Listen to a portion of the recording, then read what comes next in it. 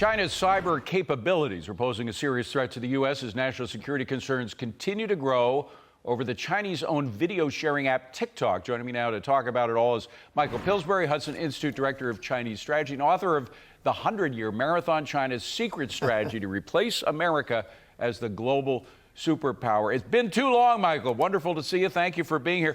How advanced have China's cyber warfare capability? Let's start there. How advanced? Because I heard that they have like 10 times more people working in their cyber command than we do. Is that commensurate with a huge advance over our capability? To put it briefly, yes. You're quoting from a new congressional report by the U.S.-China Economic Security Commission. This commission is actually quite wonderful. It's been in existence for about 20 years. Everybody on it it's bipartisan. Everybody on the commission has a top secret clearance. They get all kinds of information from the intelligence community every year. Then they put out this report, often sounding the alarm, the way they are this time with this 10-to-1 ratio that China's ahead of us in terms of people working on cyber. They also reported that the Chinese are far more offensive. They're like 18 to 20% of their team is offensive cyber. Ours is equivalent number is about 1 to 2%. Wow. So this commission is good, but they never quite say what to do. They always have a conclusion saying Congress should look into this. Well, Michael, doesn't make any progress. Let me just ask you specifically about TikTok. How important is TikTok as a part of their cyber warfare capability? I mean, is it penetrating into our national databases?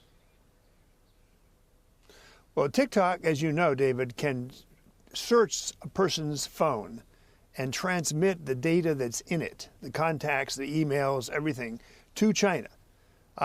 This has been pointed out now for a couple of years. It doesn't seem to deter people from wanting to use TikTok. So it's going to take legislation to restrict it.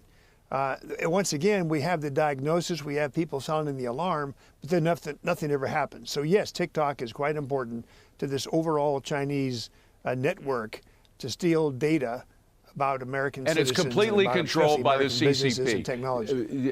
TikTok, by the way, is owned by ByteDance, but ByteDance is completely controlled by the Chinese Communist Party.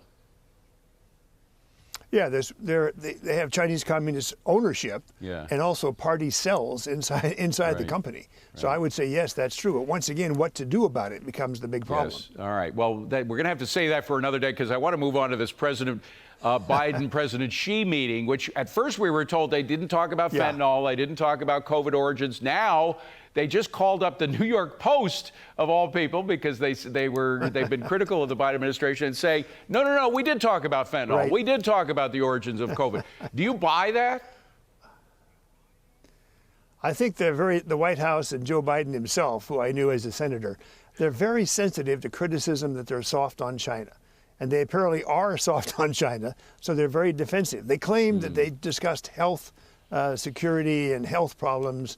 They claim they discussed fentanyl, but until they release the transcript of this very long meeting, how is the public going to know what actually happened? We don't know. We have to take them at their word, and that's a very dangerous proposition, as we've seen in the past.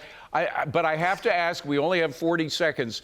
Is it conceivable that the Chinese targeting of the Biden family, because it was an espionage targeting of the Biden family, they had spies in there working with Hunter Biden and with Joe Biden's brother. Is it possible that they have been compromised, that because of that security breach, the Biden family writ large has been compromised by their business dealings? Quickly. They've been compromised, I think, in the sense that Joe Biden himself already thought this way. And somehow through Hunter and all these business dealings, they simply pushed Biden even further toward his own belief that China is not really much of a threat other than commercially, McDonald's versus Burger King, that kind of thing. So this investigation is going to be extremely important, don't you think? It is indeed. And we will watch with bated breath. Michael Pillsbury, pleasure to see you. Happy Thanksgiving. Thank you very much for being here. Stick with Kudlow. We'll be right back.